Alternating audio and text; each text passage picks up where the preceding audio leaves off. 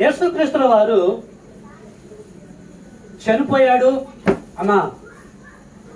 సమాధి చేయబడ్డాడు, తిరిగి లేచిన తర్వాత శిష్యులకు తెలియజేస్తున్నాడు. మార్కు సువార్త 16వ అధ్యాయము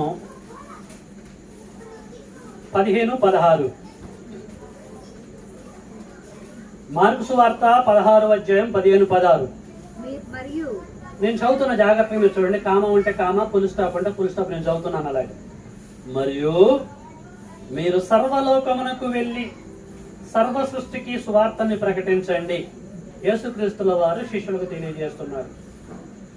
ఎప్పుడైతే మీరు సువార్తను ప్రకటిస్తారో నమ్మి బాప్తిసం పొందినవాడు రక్షింపబడును, నమ్మని వానికి శిక్ష విధింపబడును అన్నాడండి. ఏం చెప్పాడమ్మా 16లో? నమ్మి బాప్తిసం పొందినవాడు రక్షింపబడును, నమ్మని వానికి శిక్ష విధింపబడును అని యేసుక్రీస్తు వారు శిష్యులకు తెలియజేశారు. మనం ఎక్కడి నుంచి ఇక్కడికి వచ్చాము? బాప్తిసం అంటే అర్థం ఏంటిది అని మిమ్మల్ని అడిగా. మీరు నానా రకాల సమాధానాలు చెప్పారు.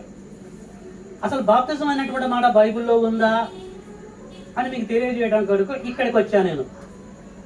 ఇక్కడ యేసుక్రీస్తు వారు తెలియజేశాడు, మీరు సర్వలోకానికి వెళ్ళి సర్వసృష్టికి సువార్తను ప్రకటించండి, నమ్మి బాప్తిసం పొందిన వాడు రక్షింపబడును అన్నాడు.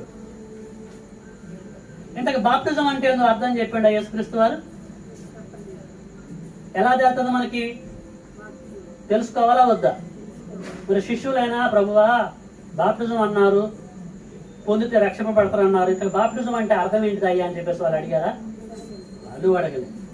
మరి దీనికి అర్థం మనకు తెలిసేది ఎలాగా? చూద్దాం.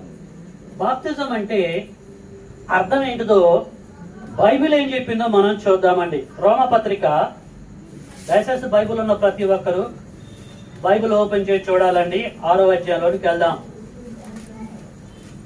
రోమపత్రిక 6వ అధ్యాయము 4వ వచనం. మన ఫస్ట్ విషయాన్ని పరిశీలిస్తున్నాం. ఏంటిది ఫస్ట్ విషయం? బాప్తిజం అంటే ఏంటిది అనే విషయాన్ని పరిశీలిస్తున్నాం లేఖనాల వెలుగులో. రైట్. 6వ అధ్యాయము 3వ వచనం. రోమపత్రిక 6వ అధ్యాయము 3వ వచనం. క్రీస్తు యేసులోనికి బాప్తిసం పొందిన మనమందరము ఆయన మరణములోనికి బాప్తిసం పొందితమని మీరు ఎరగరా?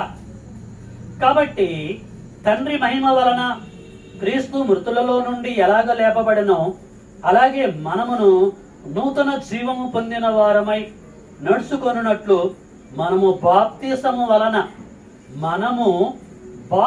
వలన మరణములో పాలు పొందుటకై ఆయనతో కూడా పాతి పెట్టబడితిమి. ఆయనతో కూడా అంటే యేసుతో కూడా పాతి పెట్టబడితిమి. ప్రశ్న ఏంటి? బాప్తిసం అంటే ఏమిటి? ఏమిటి అని చెప్పండి. ఇక్కడ ఆయనతో కూడా పాతి పెట్టబడితిమి. పాతి పెట్టబడటమే బాప్తిజానికి అర్థము. అర్థమైందా? ముంచుట లేక పాతి పెట్టబడుట. యోహాను గారు ఎక్కడికి వెళ్ళిపోయారు? జాగ్రత్తగా వినాలి మీరు. ఏదో లోకంలోకి వెళ్ళిపోయారేమో. అటేటో చూడకాకండి మీరు దయచేసి ప్లీజ్. ఇటు వినండి.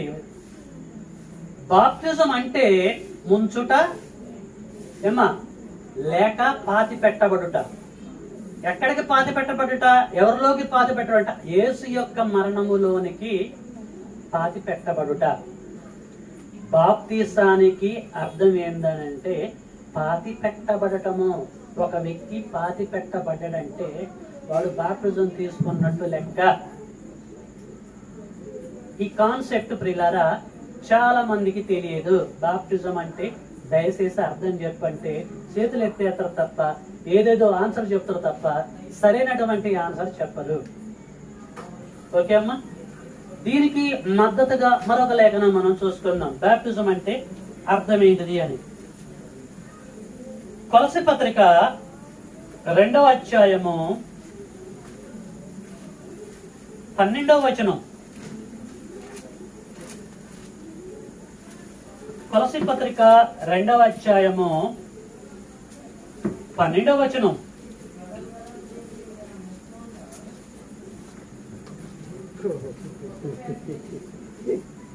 అమ్మా, కొలస్సీ పత్రిక 2వ అధ్యాయము 12వ వచనం, పేజీ నంబర్ 179 తల్లి. కాగా నా ప్రియులారా, మీరెల్లప్పుడూ విధేయులై ఉన్న ప్రకారము నా ఎదుట ఉన్నప్పుడు మాత్రమే గాక, మరి ఎక్కువగా నేను మీతో లేని ఈ కాలమందును భయముతోనూ వణకుతోనూ మీ సొంత రక్షణను కొనసాగించుకొనుడి. ఎందుకనగా మీరు ఇచ్చయించుటకును కార్యసిద్ధి కలగజేయుటకును తన దయా సంకల్పము నెరవేరుటకై మీలో కార్యసిద్ధి కలగజేసిన వాడు దేవుడే. ఏమ్మా,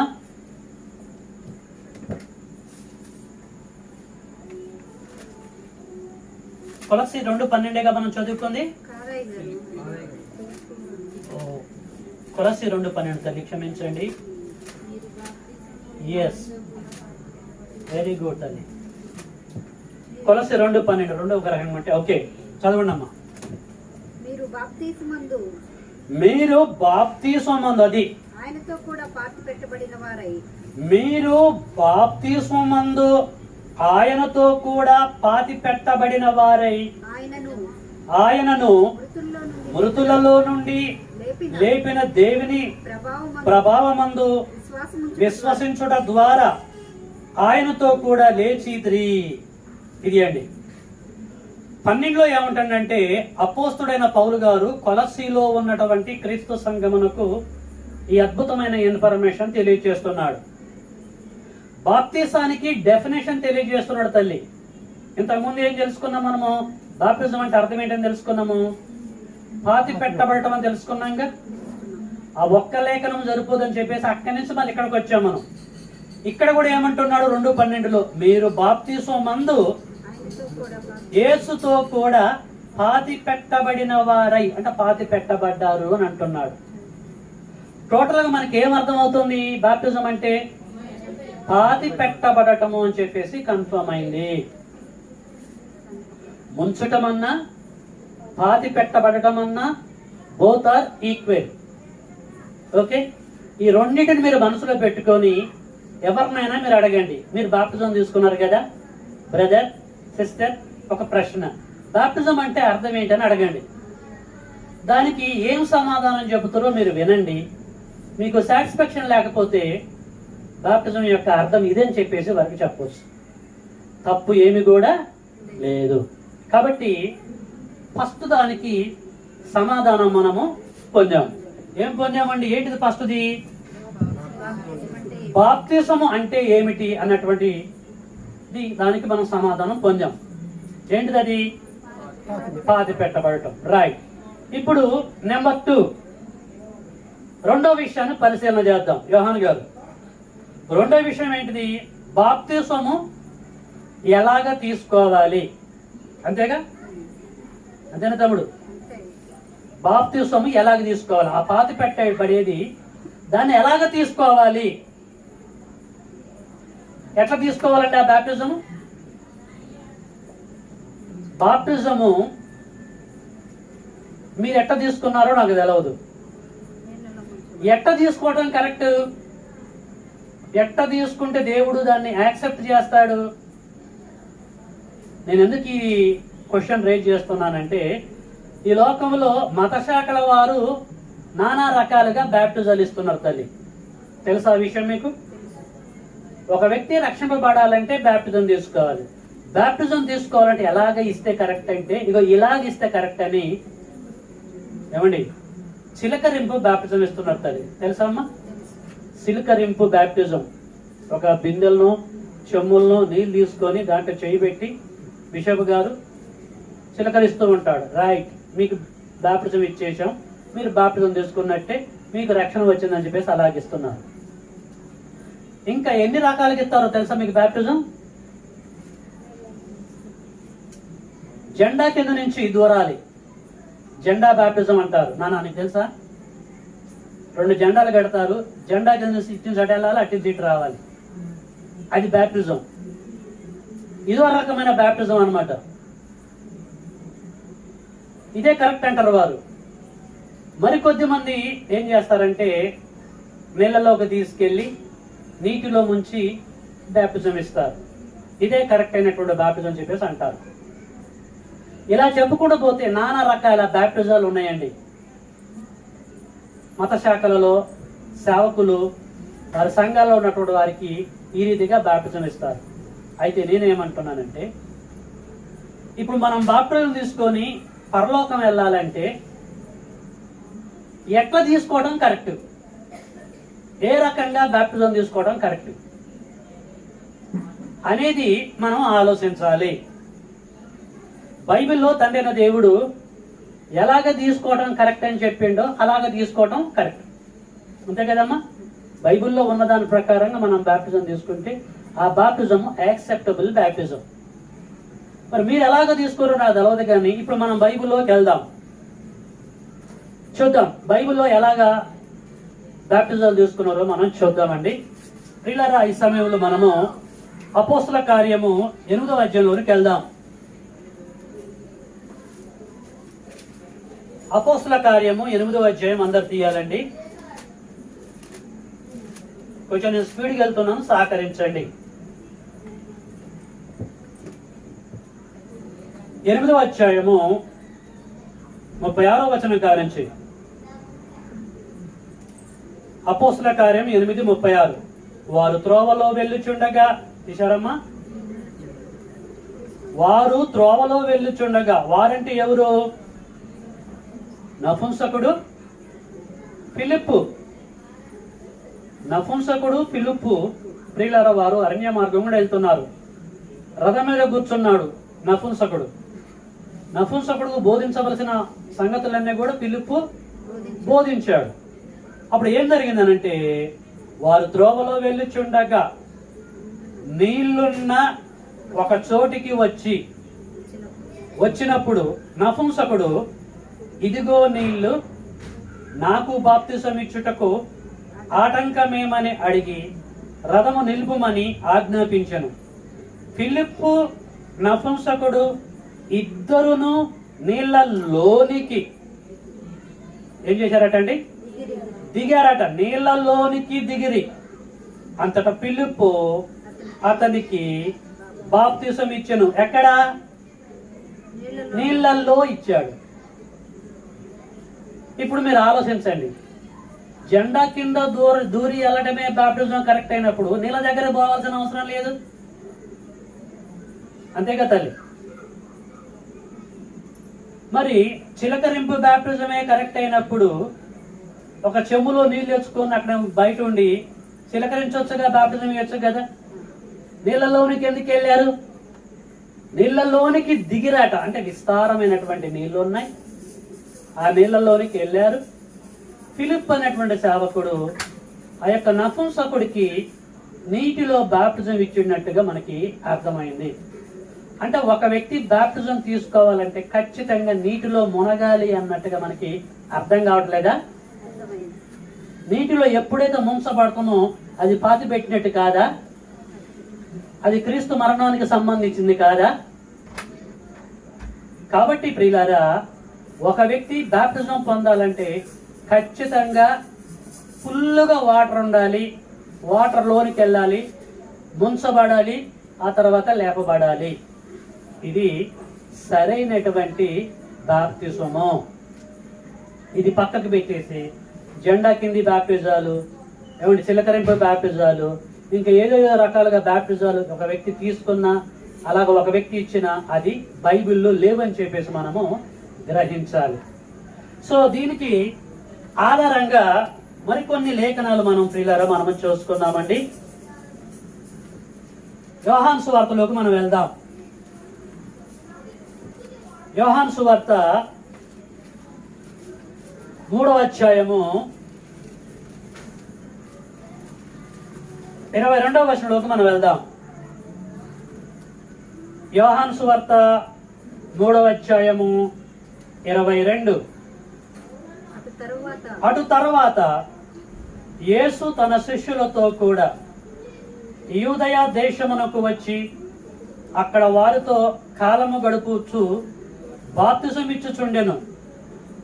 23 సలీము దగ్గరనున్న ఐనోనను స్థలమున నీళ్లు విస్తారంగా ఉండెను గనుక, ఉందండి మీ బైబిల్లో, నీళ్లు విస్తారంగా ఉండెను గనుక యోహాను కూడా అక్కడ బాప్తిసం ఇచ్చుచుండెను. జనులు వచ్చి బాప్తిసం పొందిరి.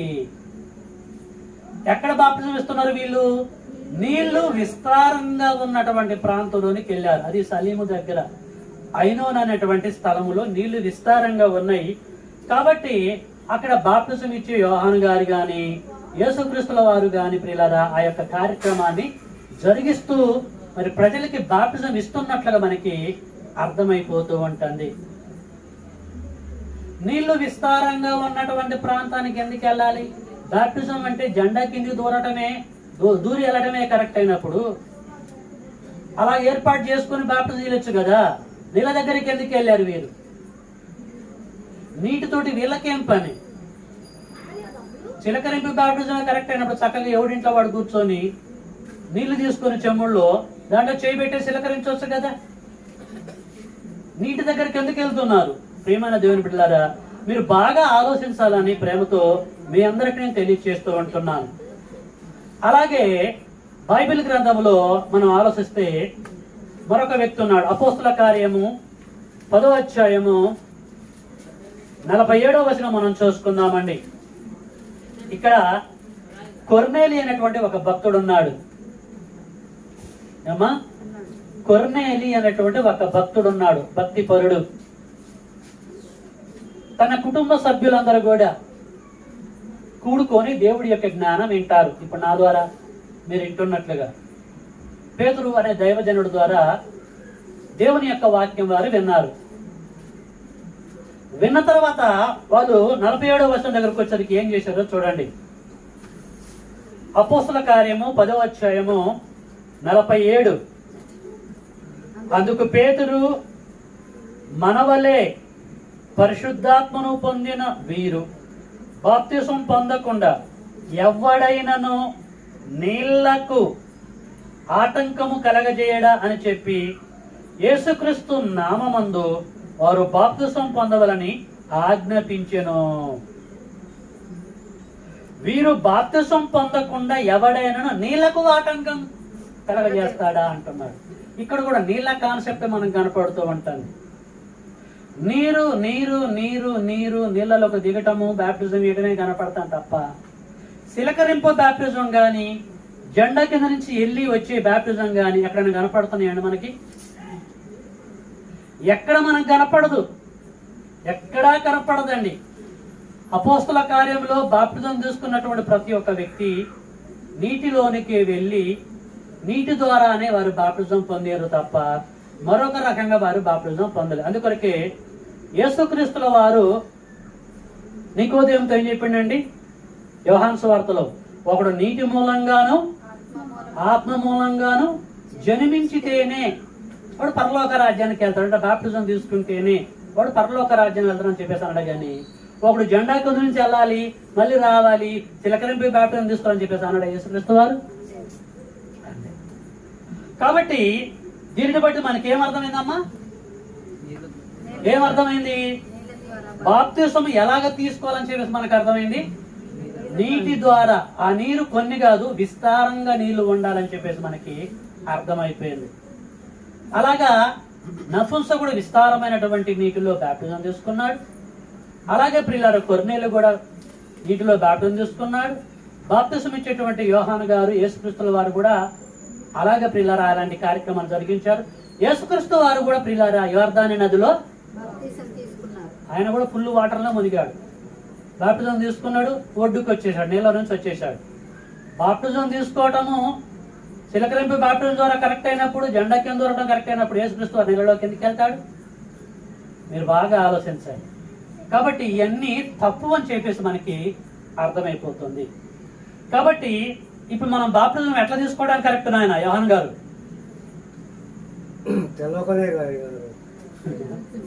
ఇప్పుడు ఏం చెప్పాను నేను చెప్పిన ఏదే విస్తారంగా నీళ్ళలో వండర్ఫుల్ సార్ తండ్రికి స్తోత్రాలు. లేపటం అని దేవుడు. వెరీ గుడ్, మీరు అలాగే ఏనండి. వెరీ నైస్, చక్కని సమాధానం చెప్పారు.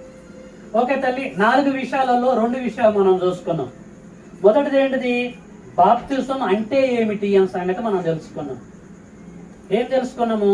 పాతి పెట్టబడటం అని తెలుసుకున్నాం. నెంబర్ 2, బాప్తిసం ఎలాగ తీసుకోవాలి అని చెప్పేసి మనం తెలుసుకున్నాం. ఎలాగ తీసుకోవాలి? చిలకరింపు ద్వారానా, జెండా కింద నుంచా? వెరీ గుడ్, నీళ్ళ ద్వారా తీసుకోవడం కరెక్ట్ అని తెలుసుకున్నాం. ఇది కరెక్ట్ బాప్తిజం అని. ఇప్పుడు 3వ దాన్ని జాగ్రత్తగా పరిశీలిద్దాం. మరి ఈ బాప్తిజం ఎప్పుడు తీసుకోవాలి? వీటికి అర్థం తెలుసుకున్నాము. ఇప్పుడు మనం బాప్తిజం తీసుకున్నాం. అయితే ఎప్పుడు తీసుకుందాం? ఆదివారం తీసుకుందామా ఈ బాప్తిజం? సోమవారం తీసుకుందామా? డిసెంబర్ 25వ తారీఖు తీసుకుందామా? జనవరి 1కు తీసుకుందామా?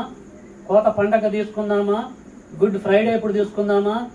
ఇంకా ఉన్నాయిగా కొన్ని పండగలు, క్రైస్తవులు పండగలను చెప్పుకుంటారుగా. ఇప్పుడు ఎలాగిస్తున్నారు పాస్టర్స్ బాప్టిజాలన్నీ కూడా? నువ్వు ఎప్పుడు పడితే అప్పుడు నీకు బాప్టిజం ఇస్తారా? సిద్ధపడండి, అది చేయండి, ఇది చేయండి, పలానప్పుడు మీకు బాప్టిజం ఇస్తాం, అప్పటి వరకు మీరు రెడీగా ఉండండి, ఇంకా ప్రిపేర్ కాండి అని అంటారు. పెళ్ళిళ్ళకి వాటికి వీటికి అట్లా ఇస్తూ ఉంటారు. ప్రియులారా, మరి వాస్తవం సత్యాన్ని గ్రహించిన తర్వాత ఎప్పుడు మనం బాప్టిజం తీసుకోవడం కరెక్ట్? సత్యమైన తర్వాత ఒక 1 year తర్వాత తీసుకోవడం కరెక్టా? సత్యమైన 1 month తర్వాత తీసుకోవడం కరెక్టా? సత్యము తెలుసుకున్న తర్వాత వచ్చే డిసెంబర్ 25 తీసుకోవడం కరెక్టా? జనవరి 1కు తీసుకోవడం కరెక్టా? సత్యమైన ఇమ్మీడియట్లీ బాప్టిజం తీసుకోవడం కరెక్టా? వెంటనే చూద్దాం. దీనిని గూర్చి లేఖనం ఏమంటుంది అన్నటువంటి విషయం మనము ఆలోచిద్దాం. అపోస్తుల కార్యము 2వ అధ్యాయము 42వ వచనంలోకి మనం వెళ్దాం.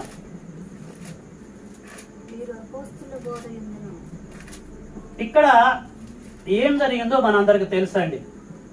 పేతురు గారు పెంతెకోస్తు పండుగ దినాన పండుగను ఆచరించడానికి వచ్చిన యూదులకి దేవుని యొక్క మాటలు అందిస్తాడు. మీరు అమాయకుడైన యేసుక్రీస్తు వారిని చంపారు. పేతురు అనే దైవజనుడు పండుగను ఆచరించడానికి వచ్చిన యూదులకి ఈ విషయం తెలియజేస్తాడు. ఏంటంటే, మీరు అమాయకుడైన యేసుక్రీస్తు వారిని చంపాడు. ఆయన మీ నిమిత్తం వచ్చిండు, మిమ్మల్ని రక్షించడానికి వచ్చిండు, మిమ్మల్ని కాపాడటానికి వస్తే మీరు దాన్ని పక్కకు పెట్టేసి ఆ యేసుక్రీస్తు వారిని తీసుకెళ్లి మ్రానికి అప్పచెప్పి క్రూరంగా ఘోరంగా చంపేశారు. అలాంటి పరిశుద్ధుని మీరు ఆగం చేశారు.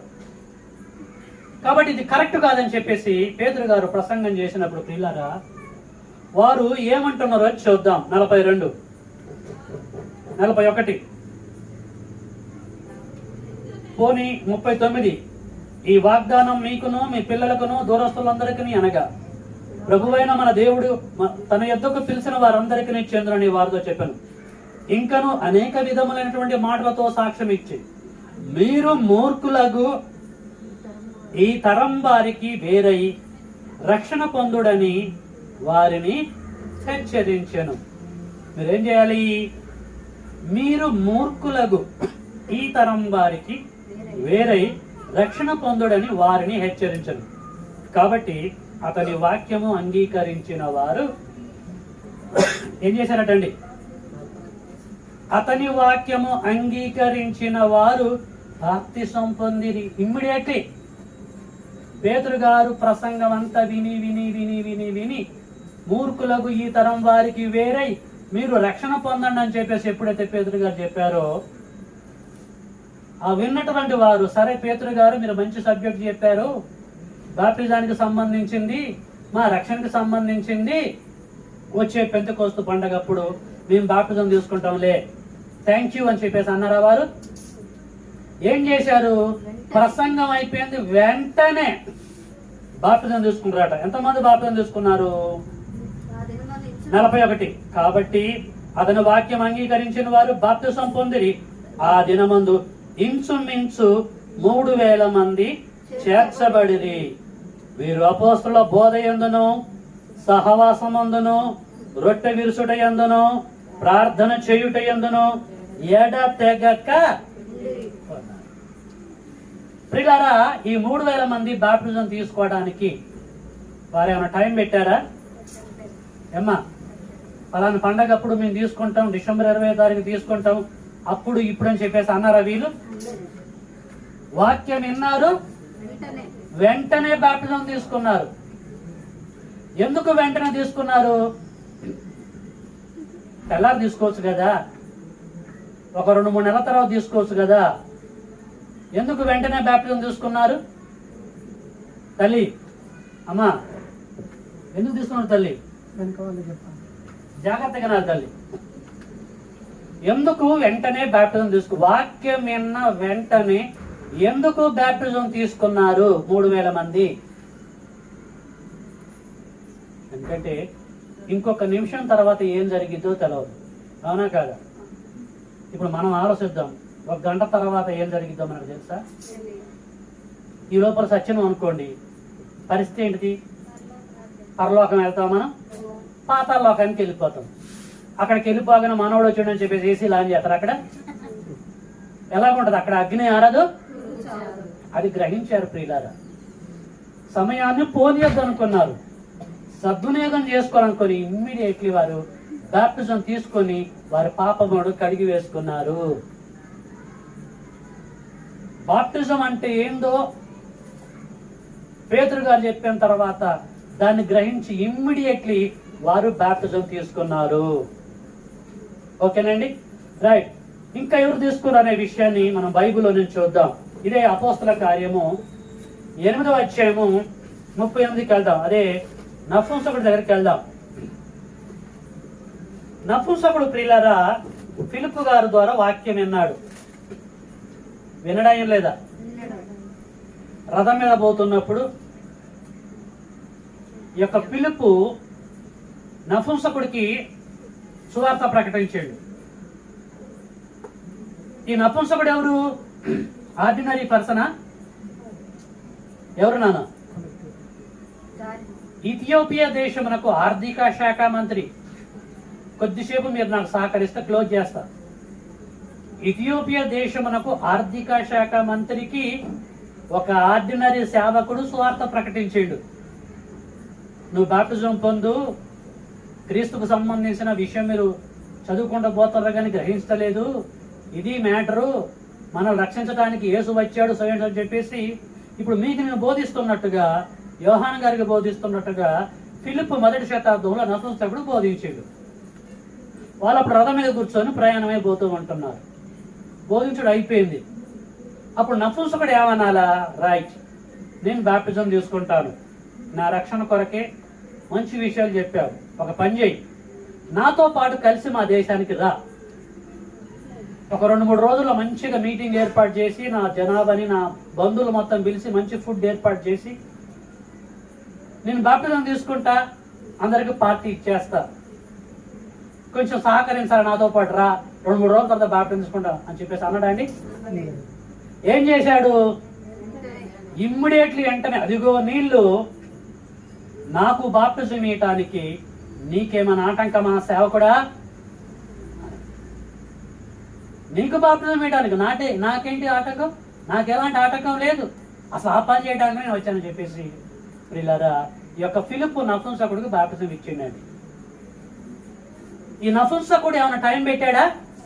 మరి టైం పెట్టినప్పుడు 3000 మంది పేతురు గారి దగ్గర టైం పెట్టినప్పుడు ఇప్పుడు సంఘాలలో ఉన్న పాస్టర్లు టైం పెడుతున్నారు.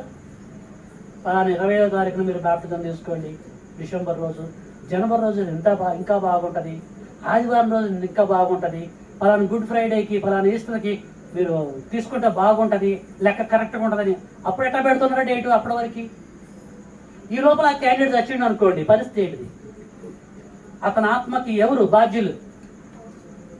పాస్టర్ అవుతాడు అంతే. కాబట్టి ప్రియమైన దేవుని పిల్లారా, సత్యము విన్న వెంబటే బాప్టిజం తీసుకోవాలి. ఇది బైబిల్ థియరీ, ఇది బైబిల్ సబ్జెక్ట్. ఇది పోనీ బైబిల్ గ్రంథంలో దేవుని యొక్క వాక్యం విన్న 1 రోజుల తర్వాత బాప్టిజం తీసుకున్న వాళ్ళు ఎవరు ఉన్నారా? కనీసం 24 గంటలైనా ఆగి బాప్టిజం తీసుకున్న వాళ్ళు ఉన్నారా? అస్సలు ఎవరు లేరండి. ఇమ్మీడియట్లీ బాప్టిజం తీసుకున్న, కోర్సులోకి వచ్చేసారు. ఎందుకంటే రేపేమి సంభవించునో మీకు తెలియదు. తెలియదు. ఇంతకీ ఇంకొక విషయం మనం జైల్లో ఉన్నటువంటి జైలర్ ఉంది కదా, జైల్లో పౌలు గారును శీలా గారు జైల్లో పడతారు. మధ్యరాత్రి వేళ భూకంపం వస్తుంది, చికాకు అయిపోయింది, అంతా అయిపోయింది. అప్పుడు ఇమ్మీడియట్లీ పౌలు గారు ఆ జైలర్ గారి కుటుంబానికి సువార్త ప్రకటిస్తాడు. రాత్రికి రాత్రే. తెల్లారిన తర్వాత వారు బాప్టిజం తీసుకోవచ్చు కదా, తీసుకున్నారా వాళ్ళు? అర్ధరాత్రి వేళల్లో వాళ్ళు బాప్టిజం తీసుకున్నారు. ఆ రాత్రే సువార్త విన్న వెంబటే బాప్టిజం తీసుకుని వాళ్ళు రక్షణ పడ్డారు. మీరు ఎవరి చరిత్రనైనా ఎవరైనా పరిశీలించడం ప్రియులారా, అపోస్తల కార్యంలో సంఘ చరిత్ర మొత్తం పరిశీలిస్తే సువార్త విన్న వెంబటే బాప్టిజం తీసుకున్నారు. ఓకేనమ్మా, రైట్. ఎక్కడి నుంచి వచ్చాం మనం ఇక్కడికి? బాప్తిసము ఎప్పుడు తీసుకోవాలి అనే దగ్గర నుంచి ఇక్కడికి వచ్చాం. ఇప్పుడు చెప్పండి, ఎప్పుడు తీసుకోవడం కరెక్ట్? వెంటనే. వెంటనే. వెంటనే. వెంటనే అంటే ఏమి తెలవకుండా వెంటనే కాదు, తెలుసుకున్న తర్వాత వెంటనే.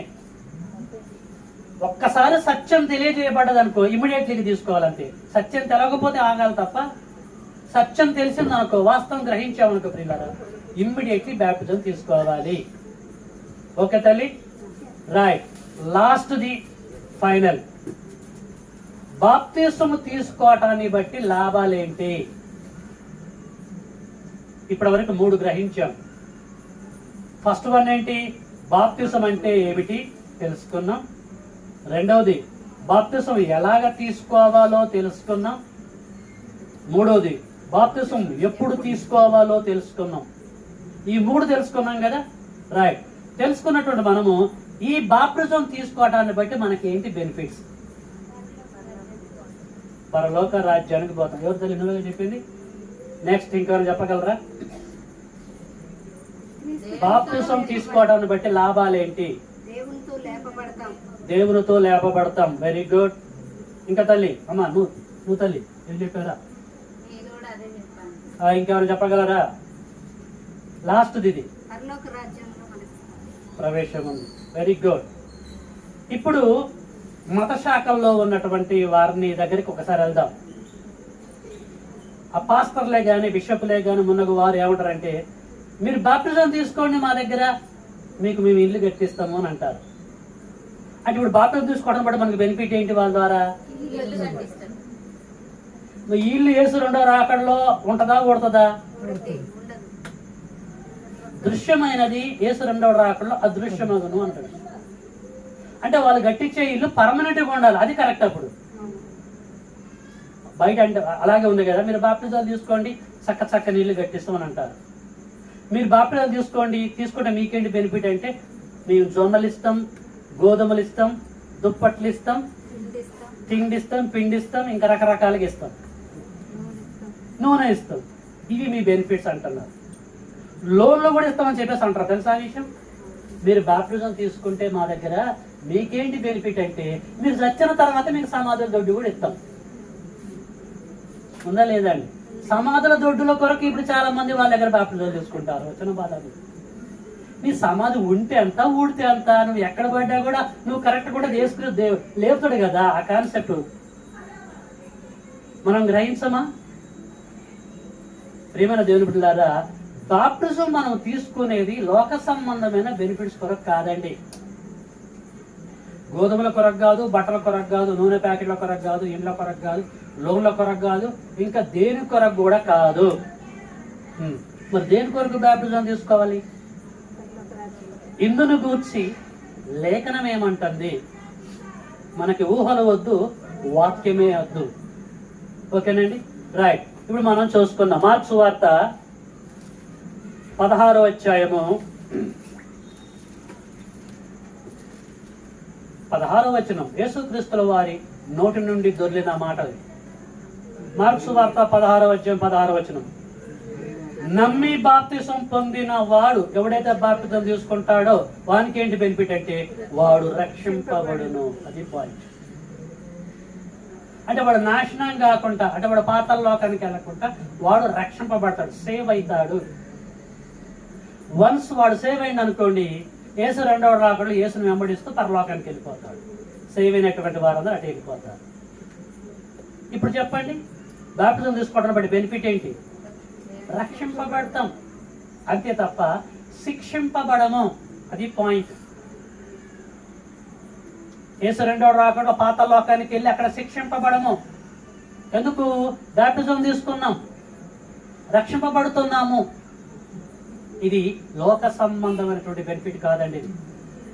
ఇది ఆత్మ సంబంధమైన benefit plus at the same time ever lasting benefit. యుగ యుగాలు ఉండేటువంటి ఆశీర్వాదం ఇది. ఎటు చూస్తారు మీ మనసు ఈయన ఉందిగా? ఓకే, దేవునికి స్తోత్రం. అమ్మాయి ఉంటుంది అని అర్థిస్తుంది. ఎక్కడ నాకు ఎవరు కనపడుతుంది? Okay okay.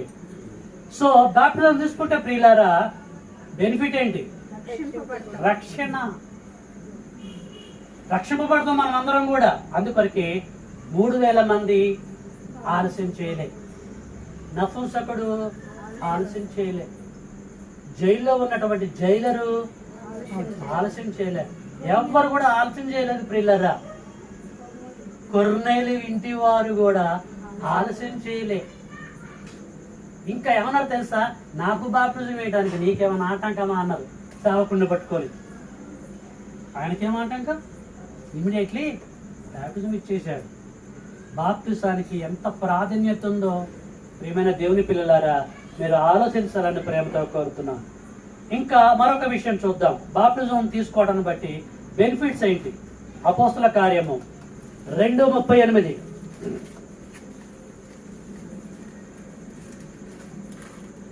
అపోస్తల కార్యము 2:38. పేతురు, మీరు మారు మనసు పొంది, మీ మనసు మారాలి, పేరు మారటం కాదు. మీరు మారు మనసు పొంది. చాలా మంది బాప్టిజం వచ్చేటప్పుడు నీ పేరు మార్చాలని అంటారు. బతుకు మారాలి తప్ప పేరు ఉంటే అంత, ఊడితే అంత, మారితే అంత, మారకపోతే అంత. అర్థమవుతుందండి మీకు పాయింట్ ఇక్కడ? మారు మనసు రావాలి తప్ప మారు పేరు కాదు వచ్చేది. పేరు ఏ పేరున్నా పర్వాలేదు, నీ బ్రతుకు ఎలాగుందని చెప్పేసి దేవుడు చూస్తాడు. దేవుడు ఆంతర్యాన్ని చూస్తాడు, భౌతికమైన సంగతులు చూడ్డు, నరుని పై వేషాన్ని చూడ్డు.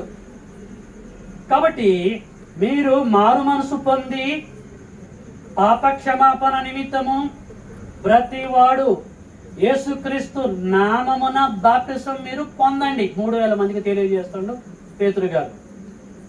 మీరు యేసుక్రీస్తు వారి నామములో ఎప్పుడైతే మీరు బాప్టిజం పొందుతారో మీకేంటి బెనిఫిట్ అని అనుకుంటున్నారా? ఓ యూదులారా, మన పెంతెకోస్తు పండుగను ఆచరించడానికి వచ్చిన ఇశ్రాయేలులారా, మీకేంటి బెనిఫిట్ బాప్టిజం పొందుతంటే ఏమంటుండండి?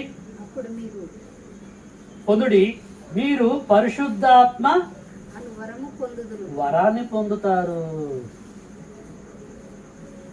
మీరు మారు మనసు పొంది పాప క్షమాపణ నిమిత్తం ప్రతివాడు యేసుక్రీస్తు నామమున బాప్టిజం పొందుడి. అప్పుడు బాప్టిజం పొందినప్పుడు మీరు పరిశుద్ధాత్మ వరాన్ని పొందుదురు. ఇది బెనిఫిట్.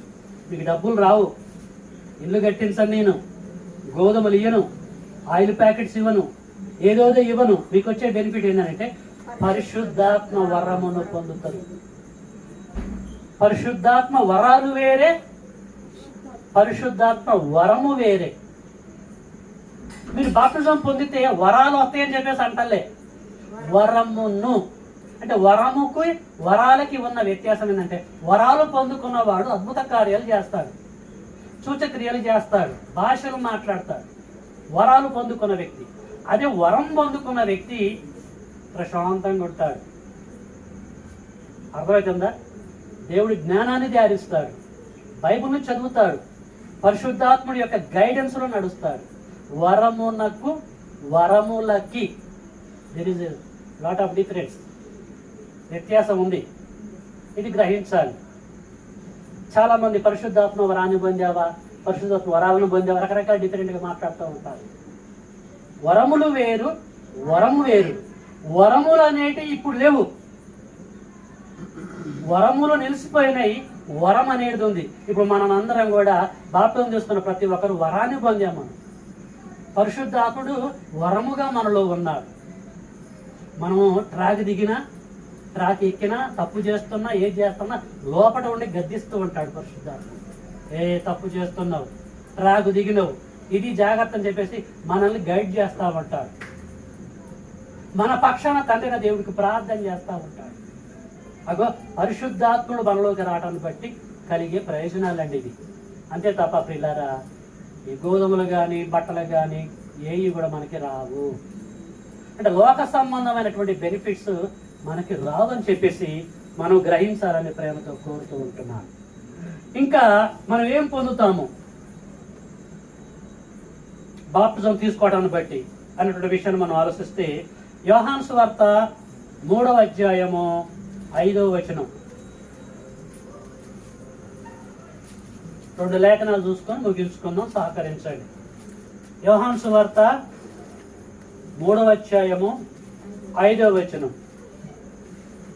యేసు ఇట్లనను, ఒకడు నీటి మూలంగా ప్లస్ ఆత్మ మూలముగా జన్మించితేనే, అంటే బ్యాప్టిజం తీసుకుంటేనే కానీ దేవుని రాజ్యములో ప్రవేశింపలేడని నీతో నిశ్చయముగా 100% నేను చెప్పుచున్నాను అన్నాడు. మీకేమర్థమైంది ఈ మాటల్లో ఉన్న భావం? ఒక మనిషి బ్యాప్టిజం తీసుకుంటే నీటి మూలంగా ఆత్మ మూలంగా ఒక మనిషి బ్యాప్టిజం తీసుకుంటే ఎక్కడికి వెళ్తారట? దేవుని రాజ్యములోనికి ప్రవేశిస్తాడు. దేవుని రాజ్యం అంటే అర్థం ఏంటి? సంఘము. దేవుని రాజ్యము, దేవుని యొక్క రాజ్యం సంఘము. సంఘం అంటే అర్థం ఏంటిది? పిలువబడినటువంటి వారు. ఎవరు వారు అంటే మనమే. బాప్టిజం తీసుకున్నటువంటి వారు పిలువబడ్డవారు. ఎక్కడి నుంచి పిలువబడ్డవారు? 1 పేతురు 2వ అధ్యాయం 6లో అంధకార సంబంధమైన చీకటి రాజ్యంలో నుంచి మనం పిలువబడ్డాం. పిలువబడ్డ వారిని పరిశుద్ధులు అన్నారు, పిలువబడ్డ వారిని సంఘం అన్నారు. ఆ సంఘమే దేవుని యొక్క రాజ్యము.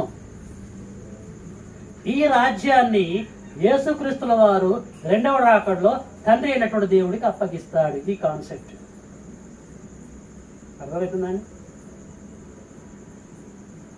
ఈ రాజ్యాన్ని యేసుక్రీస్తుల వారు రక్తంతో కొన్నాడు. ఇదే రాజ్యాన్ని ప్రియులారా, ఈ రాజ్యాన్ని సంఘంగా పోల్చిండు, ఇదే రాజ్యాన్ని రాజ్యంగా పోల్చాడు. అంటే రాజ్యం అన్నా సంఘం అన్నా ఒకటి. కాబట్టి ఒకడు నీటి మూలంగా ఆత్మ మూలంగా బాటను తీసుకుంటే సంఘంలో చేర్చబడతాడు. ఇది కాన్సెప్ట్.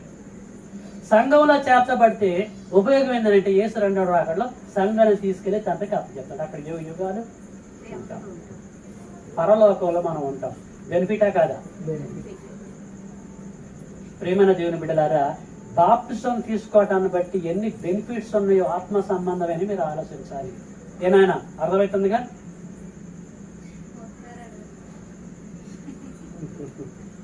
ఒకసారి అంటే చికాకైంది చెప్తుంటే ఇంకా తర్వాత వాక్యం పెట్టుకుంటాను. చివరిగా మనం ఒక మాట చూసుకొని ముగించుకుందాము. ముగింపు మాటలు కొన్ని చెప్పి ముగిస్తాను. మరొక విషయం మనం చూసుకుందాం. పేతురు గారు రాసిన కొరింథీయులకు రాసిన 1వ పత్రిక 1 కొరింథీ 6వ అధ్యాయం 2వ వచనం. 1 కొరింథీ 6వ అధ్యాయం 2వ వచనం. బాప్టిజం తీసుకోవటాన్ని బట్టి లాభం ఏంటి?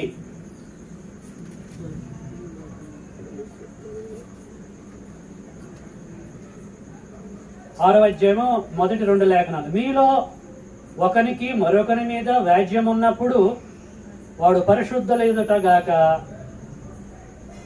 అనీతిమంతుల ఎదుట వ్యాజ్యమాడుటకు తెగించుచున్నాడా? 2వ వచనం. పరిశుద్ధులు లోకమునకు తీర్పు తీర్చుదురని మీరు అడగరా?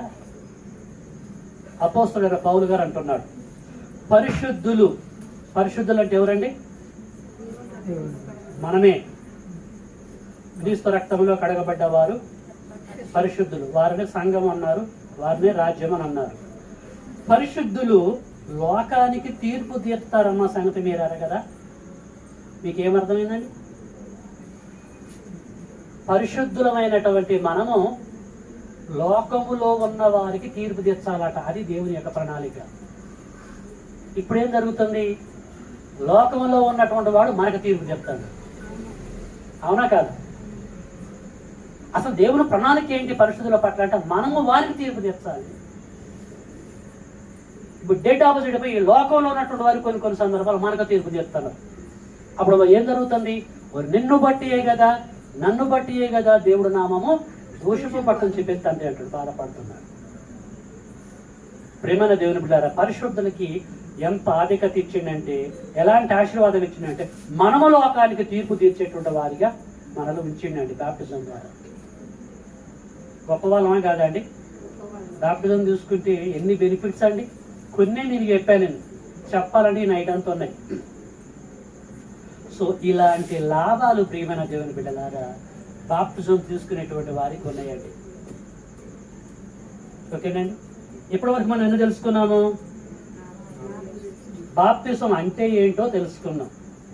ఏంటండి అది? పాతి పెట్టుట, ముంచుట లేక పాతి పెట్టుట. ఇందాక మన బ్రదర్ ప్రారంభంలో అన్నాడు, గుర్తుందా? ముంచుట, పాతి పెట్టుట. బాప్టిజానికి అర్థం మనం తెలుసుకున్నాం. మనసులో సేవ్ చేసుకోవాలి మీరు. తర్వాత రెండోది, బాప్టిజం ఎలాగ తీసుకోవాలో తెలుసుకున్నాం. ఎలాగ తీసుకోవాలి? నీటి ద్వారానే, నీళ్ళల్లో ముంచబడి తీసుకోవాలి తప్ప చిలకరింపి బ్యాప్టిజం కానీ మరొక బ్యాప్టిజం కానీ మనం తీసుకోవద్దు. నీళ్ళలోకి వెళ్ళాలి, ముంచబడాలి. తండ్రి యొక్కయో కుమారుని యొక్కయో పరిశుద్ధాత్మ నామములో బ్యాప్టిజం మనం తీసుకోవాలి. ఇది కాన్సెప్ట్. నెంబర్ 3, మరి ఈ బ్యాప్టిజం ఎప్పుడు తీసుకోవాలి? వెంటనే. వాక్యం విన్న వెంటనే, ఇమ్మీడియట్లీ, సమయం పోనీయకుండా మనము తీసుకోవాలి. ఇది బైబిల్ కాన్సెప్ట్. తర్వాత ఈ బాప్టిజం తీసుకోవటాన్ని బట్టి లాభాలేంటి? ఏ లాభం కొరకు మనం బాప్టిజం తీసుకోవాలి? లోక సంబంధమైన ఏ బెనిఫిట్ కొరకు బాప్టిజం తీసుకోవద్దు. ఓన్లీ ఆత్మ సంబంధమైన వాటి కొరకే బాప్టిజం మనము తీసుకోవాలి. ఇది పరిస్థితి. మరి సబ్జెక్ట్ ఇలాగ చెప్తున్నప్పుడు ఇప్పుడు మనం ఏం చేయాలండి?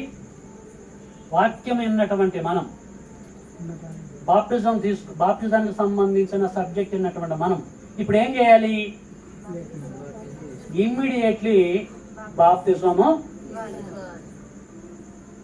ఇమ్మీడియట్లీ బాప్టిజం తీసుకోకుండా తడవు చేసినాం అనుకో, ఏంటి పరిస్థితి? రేపేమి సంభవించునో. చివరికి ఒక మాట చూసుకొని ముగించుకున్నాం. అపోస్తల కార్యం 22వ అధ్యాయము 16వ వచనం. అపోస్తల కార్యము 22:16.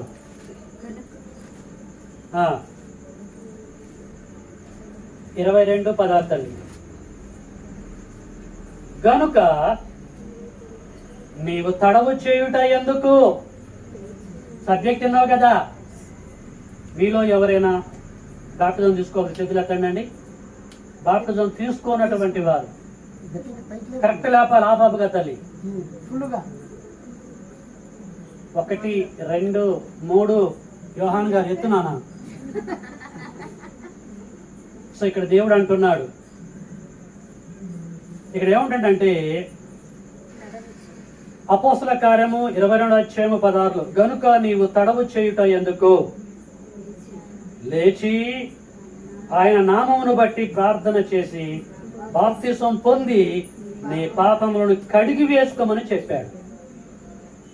ఇమ్మీడియట్లీ ఏం చేయాలి? మనము మన పాపాలను కడిగేసేసుకోవాలి. చిన్నప్పటి నుంచి చేసిన పాపాలన్నీ కూడా కడిగేసుకోవాలి. మన బట్టలకు పట్టినటువంటి మురికి దేని ద్వారా కడిగివేయబడుతుందండి? సబ్బు ద్వారా నానా రకాలుగా. కొన్ని మురుకులు ఏది పెట్టినా కూడా పోవు కదా. అదే సబ్బు, అదే మురికి అనుకో. ఏది నాకు మందు, సిగరెట్, అదే నాకు వండర్ఫుల్. అదే.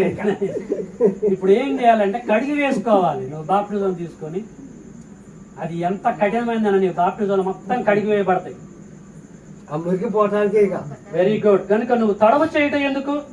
లేచి ఆయన నామమును బట్టి ప్రార్థన చేసి బాప్తిసం పొంది నీ పాపములను, చిన్నప్పటి నుంచి ఇప్పటి వరకు చేసిన పాపములన్నీ కడిగి వేసుకో. కడిగి వేసుకుంటే ప్రశాంతంగా ఉంటాం. స్నానం చేసేంత ప్రశాంతంగా ఉంటాం. అలాగ ప్రశాంతంగా ఉంటాం, మనం పరలోక రాజ్యానికి వెళ్తాం. ఇంకా ప్రశాంతంగా ఉండాలని ఇంకా అది జాగ్రత్తగా ఉండాలి. ఇంకా కాబట్టి ప్రియులారా, మనం ప్రశాంతంగా ఉండాలంటే, పరిశుద్ధులుగా ఉండాలంటే మన పాపములను కడిగి వేసుకోవాలి. పాయింట్. ఒక్కసారి కడిగి వేసుకున్న తర్వాత పాపాలు పోతాయి. మళ్ళీ పాపాలు అంటుకోవా? అంటుకోవడానికి ఛాన్స్ ఉన్నాయా? ఎంట్లేదల్లా ఎక్కడెక్కడ ఉంటే ఇక్కడ ముందు వేయచ్చు. అప్పుడు వేయచ్చా? మళ్ళీ మళ్ళీ మురికెందుకు అంటించుకుంటాం? ఒకసారి క్లీన్ చేతివి, సొక్క ఇప్పితి, ఇలా తగిలితివి, ఇంకా మళ్ళీ అండి ఏమో ఇంట్లో మళ్ళీ ఇంతే చికాకులే ఉంటే శ్రీకాకుళం అంటే పోతావా? ఎట్టి పరిస్థితుల్లో నా పోవద్దు. ఒక నిర్ణయం తీసుకున్నామంటే అలాగే ఉండాలి. తండ్రి నీకు నీ విషయంలో కృప చూపెట్టాడు. కాలాన్ని బట్టి నిన్ను దీవిస్తున్నాడు, కాలాన్ని బట్టి నిన్ను ఆశీర్వదిస్తున్నాడు, అందరూ కూడా ఆశీర్వదించాడు. ఈ అద్భుతమైనటువంటి వాక్యము ఈ రాత్రికాల సమయంలో మీరు విన్నారంటే, మనం అందరం విన్నామంటే, మనం ఏం చేయాలంటే తండ్రికి కృతజ్ఞతాస్తుతులు చెల్లించాలి. అవునంటారా కాదంటారండి? తండ్రికి మనము కృతజ్ఞతాస్తుతులు చెల్లించాలి. ప్రియులారా, దేవుని యొక్క వాక్యము ఉచితంగా వినబడ్డప్పుడు, దాన్ని మనం గ్రహించినప్పుడు, మన బ్రతుకులను మార్చడానికి దేవుడు సహాయం చేస్తున్నప్పుడు, ప్రవీణ్ మనం ఏం చేయాలి నాన్న? తండ్రికి కృతజ్ఞతాస్తుతులు చెల్లించాలి. యెహోవా దేవుడికి కృతజ్ఞతాస్తుతులు చెల్లించాలి. అప్పుడు ఇంకా మెండుగా మనందరినీ కూడా ఆశీర్వదిస్తాడు, కాలాన్ని బట్టి దీవిస్తాడు. ఓకేనా? కానీ చాలా మంది ఏం చేస్తారంటే కృతజ్ఞతాస్తుతులు చెల్లించరండి. దేవుడు అనేక రకాలుగా మనల్ని ఎలాంటి చేస్తూ ఉంటాడు, మనల్ని హెచ్చరిస్తూ ఉంటాడు, మనల్ని సరైన ట్రాక్లో పెట్టడానికి ట్రై చేస్తూ ఉంటాడు. కానీ మనం గ్రహించం, దాన్ని ఏమాత్రం కూడా పట్టించుకోం మనం. అందుకొరకు ఆయన అన్నాడు, ఆత్మ సంగములతో చెప్పుచున్న ప్రతి మాట చెవి గలవాడు వినాలి అని అంటున్నాడు. అంటే చెవులు ఉన్నాయి కదా, మేము వింటామని కాదు. దీని కాన్సెప్ట్ విని గ్రహించాలి. రేపేమి సంభవించునో తెలియదు. అవునా కదా నాయన? రేపటి దానికి రూపం ఉందా? సూర్యుడు ఉదయిస్తాడని చెప్పేసి ఎవరైనా గ్యారంటీ ఇవ్వగలరా? కాబట్టి ఈ దేహంలో మనం సజీవులుగా ఉండగానే ఏం చేయాలి? బాప్టిజం తీసుకోవాలి. యేసు నామములో సువార్త విని విశ్వాసం ఉంచి మారు మనసు పొంది ఒప్పుకొని బాప్టిజం తీసుకోవాలి. క్రీస్తు యొక్క సంఘములో సభ్యురాలుగా ఉండి కృపగలిగిన తండ్రిని మహిమపరచాలి. ఓకేనాయన? మీరు త్వరగా బాప్టిజం తీసుకొని దేవుడు రాజ్యంలో ఒక సభ్యుడిగా ఉండండి. రేపంటే రేపే మీ ఇష్టం. Very good. నేను పొద్దున్నే మీకు ఇన్ఫర్మేషన్ అందిస్తాను. ఓకే? మీరైతే వాక్యం విన్నారు. బాప్టిజం తీసుకోవడం ముందు కొన్ని మాటలు చెప్తాను. మీరు మాత్రం జాగ్రత్తగా ఉండాలి. పందుల్ని కొన్ని సందర్భాలు కుక్కలను కడిగిన తర్వాత కుక్కల్ని క్లీన్ చేసిన తర్వాత మళ్ళీ అలా వెళ్ళిపోతా ఉంటాయి గుంటలోకి. అట్లా పోకూడదు మనం. వాక్యం పెట్టినాడు, నీ తెలంగాణ లేదు వాక్యం పెట్టుకుంటా. ఓకే, పెట్టినాడు. మళ్ళీ ఎట్టి పరిస్థితుల్లో కూడా నాన్న నీ మంచి కొరకు చెప్తున్నా, తాగుతున్నారు కదా దాన్ని పక్కకు పెట్టేసేయండి. మన ఇంటి మీద ఎవడన్నా కిరోసిన్ పోసి అగ్గిపుల్ల గీసి అంటు పెడితే ఇల్లు కాలటాన్ని మనం చూసుకుంటామా? ఊరుకోం కదా. వాడిని తన్నటమా, వాడిని జైల్లో పెట్టడమా, ఏదో చేస్తాం. ఎందుకు? మన ఇంటిని వాడు తగలబెడతాడు కనుక. మరి మన ఇంటి విషయంలో మనకే ఎంత ప్రేమ ఉంటే, ఈ దేహము దేవుడు కట్టుకున్న ఇల్లు, దీంట్లో మనము ఆల్కహాల్ పోసి దీన్ని కాలపెడతంటే ఆయన ఊరుకుంటాడా రేపు? నా దేహమును ఎవడైతే పాడు చేస్తాడో వాడిని నేను పాడు చేస్తానని చెప్పేసి అంటాడు. కనుక మనకున్న కొన్ని అలవాట్లని తీసేసుకుందాం. ప్రపంచ జనాభాలో 75% క్రైస్తవులే, బాప్టిజం తీసుకున్న వాళ్ళే, పరిశుద్ధులు. వాళ్ళు బ్రతకటలేదా? వారు కూడా బ్రతుకుతున్నారు. ట్రై చేద్దాం. ఓకే? దేవుడు మిమ్మల్ని మెండుగా దీవించి ఆశీర్వదించాలని కోరుకుంటూ ముగిస్తున్నాను. చక్కగా ఈ రాత్రికాల సమయంలో వాక్యం విన్నటువంటి మీ అందరికి కూడా వందనములు, శుభములు మరొకసారి తెలియజేస్తున్నాను. కరెక్ట్ టయానికి నేను ముగించాను. 1 అవర్ చెప్పేశాను. చాలా సంతోషం. 40 నిమిషాలు చెప్దాం అనుకున్నా. తండ్రి కృప చూపించాడు. ఓపికతో మీకు ఎన్ని పనులు ఉన్నాయి. ఈరోజు వాస్తవంగా బిజీగా ఉన్నారు మీరు. వాటికి ప్రాధాన్యత ఇవ్వకుండా దేవుడు వైపు చూశారు. దేవుడు వాక్యాన్ని గ్రహించాలని ఆలోచించారు. దేవుడి సన్నిధికి వచ్చారు. కాన్సన్ట్రేషన్తో వాక్యం విన్నందుకు మిమ్మల్ని అందరూ కూడా అభినందిస్తున్నా. దేవుడు మిమ్మల్ని మెండుగా దీవించి ఆశీర్వదించాలని కోరుకుంటూ ముగిస్తున్నాం. అందరికీ వందనములు.